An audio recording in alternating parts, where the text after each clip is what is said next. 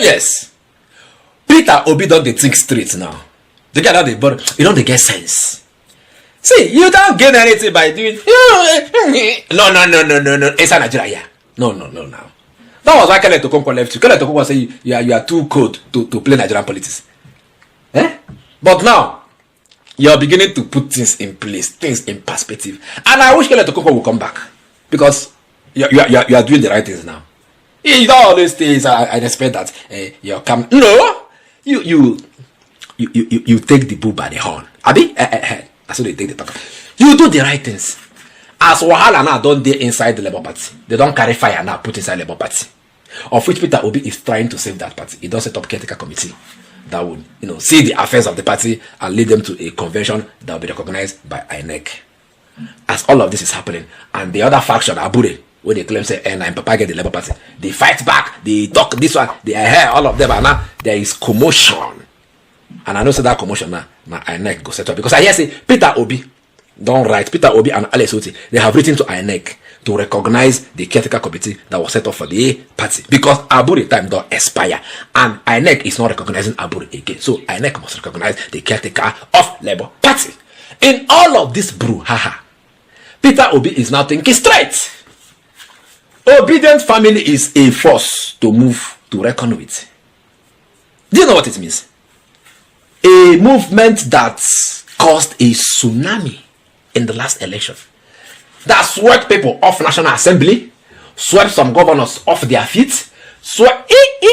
If you survive that tsunami, you'll be strong man for the corridors of power. You'll be strong politician. Yes. A candidate contested for the very first time to be president. And INEC say he gathered 6 million votes, of which he won the election. 6 million. First attempt, 6 million votes.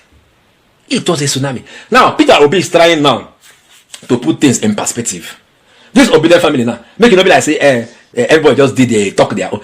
It don't they put them together, like to harness the power of this obedient movement. You understand?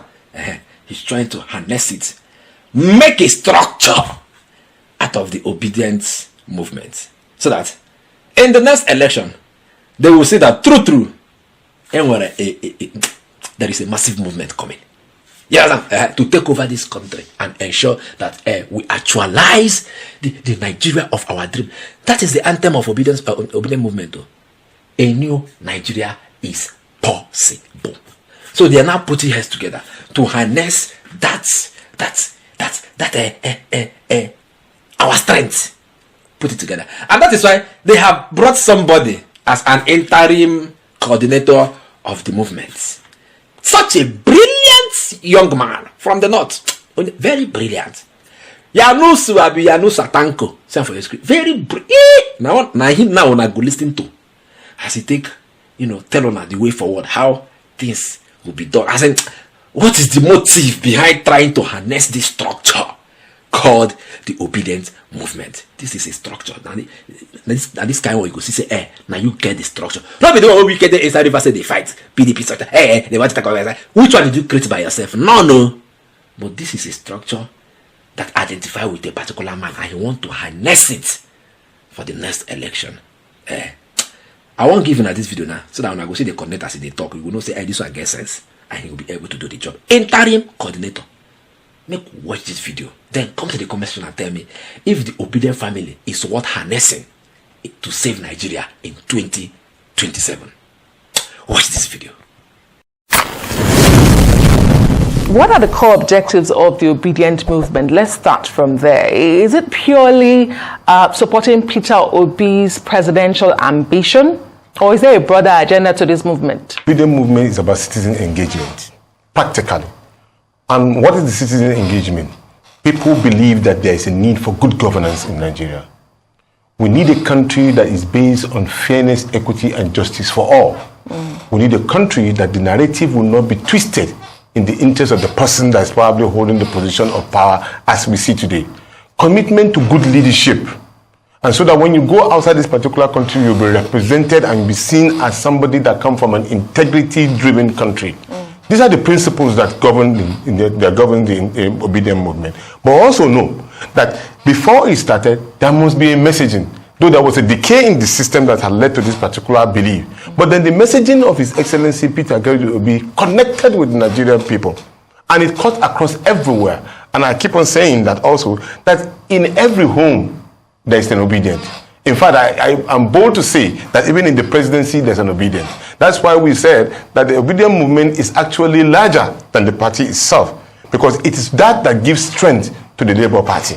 Because I deliver a speech, I remember, in Edo State. I draw up a triangular shape of what the triangles really represent. You'll find out that we have our presidential candidate who, of course, translated that particular messaging. It was that message that led to about 12 million Nigerian youth registering, some of them coming from outside the country, for the first time in the history of this country. And those who are already clamoring that they have done well were the people who are also the one maiming and intimidating those Nigerians who, for the first time, have decided to believe in a Nigeria because somebody has been able to speak to their conscience and their mind. And that is exactly how the obedient movement was given birth to. But we understand that we cannot continue to remain as an amorphous organization, because it will not give us the drive.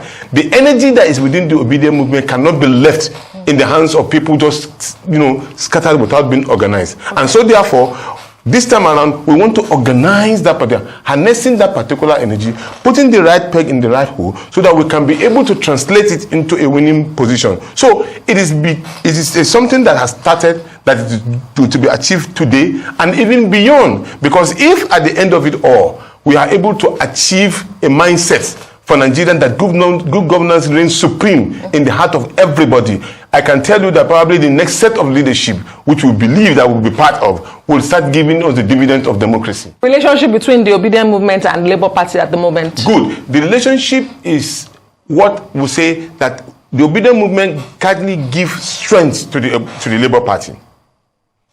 The bulk of members that really join, that are members of the obedient, far beyond that, are into the Labour Party in order to actualize the dream of the obedient movement, because it was our vehicle that we have. And the truth about it is that we've been shopping for a registered vehicle for a very long time, but we couldn't get it until the last very minute.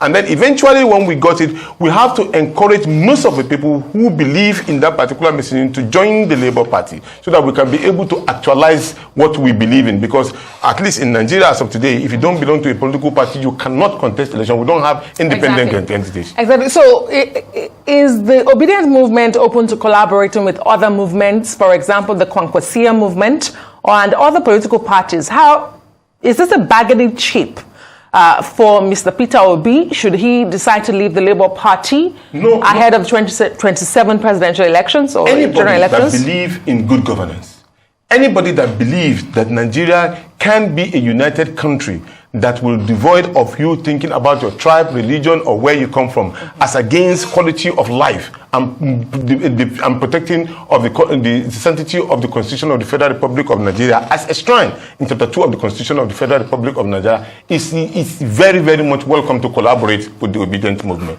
Like I said, we are everywhere. We are everywhere. But don't be surprised that you might even find that we are even in the Kwankwasia itself.